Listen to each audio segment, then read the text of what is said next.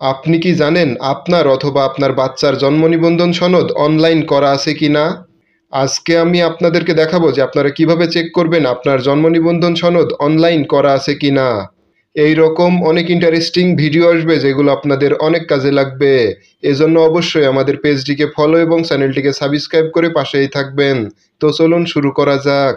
প্রথমেই চলে আসবেন গুগল ক্রোম ব্রাউজারে। আসার পরে উপরের দিকে সার্চ বারে ক্লিক করে দিবেন। ক্লিক করে everify.bdris.gov.bd এইটা লিখে সার্চ দিয়ে দিবেন।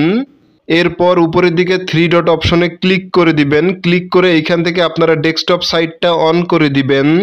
এরপর এখান থেকে আমি আপনাদেরকে একটু জুম করে দেখাচ্ছি, তো খেয়াল করবেন। এখান থেকে আপনারা আপনাদের জন্ম নিবন্ধন সনদের যে নাম্বারটা আছে সেইটা দিয়ে দিবেন এবং নিচে দেখতে পারবেন যে জন্ম তারিখ দেওয়ার জায়গা, এখান থেকে আপনারা আপনাদের জন্ম তারিখটা দিয়ে দিবেন। তো জন্ম নিবন্ধন সনদের নাম্বার এবং জন্ম তারিখ দেওয়া হয়ে গেলে নিচে একটা অঙ্ক দেখতে পারবেন। অঙ্কটা করে আপনারা নিচের এই ঘরটার ভিতরে দিয়ে দিবেন। দেওয়া হয়ে গেলে নিচের দিকে সার্চ বাটনে ক্লিক করে দিবেন। ক্লিক করার সাথে সাথে আপনাদের সামনে কিন্তু আপনাদের জন্ম নিবন্ধন সনদটা শো করবে। অবশ্যই মনে রাখবেন, যদি আপনাদের অনলাইন করা থাকে তাহলে কিন্তু বাংলা এবং ইংলিশ দুইটাই কিন্তু শো করবে।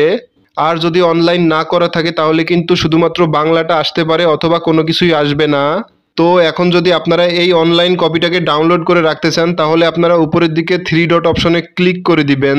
ক্লিক করার পরে এখান থেকে ডাউনলোড অপশনে ক্লিক করে দিবেন। তাহলে কিন্তু সঙ্গে সঙ্গে এই অনলাইন কপিটা ডাউনলোড হয়ে যাবে।